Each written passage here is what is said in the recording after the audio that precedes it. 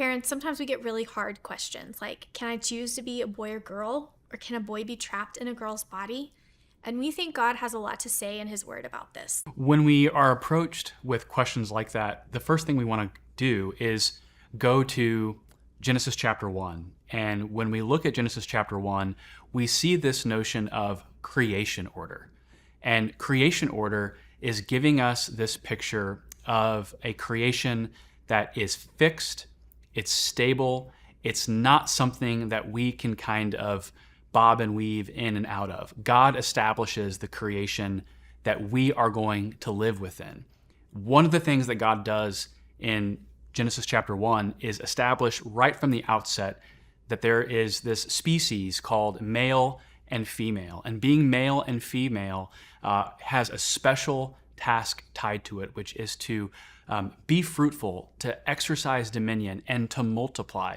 But when God makes us males and females, that's fundamentally an embodied reality. It means it's a physical reality. It means it's something that is evident down to the level of our genetics, down to the level of our chromosomes. And so our world is telling us that we can trust ourselves, we can trust our psychology, but that's something that's subjective. We need something that's objective, something that's outside of us. And that's why we need an authoritative word from Scripture. And when we look at Scripture, again, we see this notion of creation order, that God's design is good, it's objective, and it's immutable, meaning that we cannot become male or female based on our choice. It's something that we recognize as a good gift from God. If I were to talk to my 5-year-old daughter about this, I wouldn't necessarily use the word gender. I would start by telling her that God made boys and girls, and I would explain to her that we call them male and female, and that's really good. And then I would tell her that God created boys and girls, males and females, to be different. Our bodies were made differently. God made us different, and that is really good. And then we would also talk about how boys like to do boy things. Boys typically like to play with trucks and trains and build things and hunt and play with guns. And girls like to do girl things like play with dolls and kitchens and paint and do ballerina things. And that's really good too.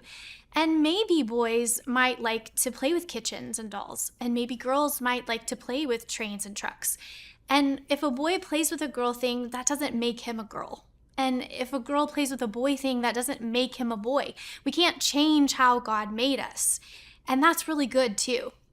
If you have an older child who might be struggling with feelings that they may be trapped in a different kind of body, I would encourage you to stick with them, because we've had parents of older children tell us that they really will come back. Those feelings that are deceiving them now, sometimes it's just a phase that they're going through or something that they're struggling with.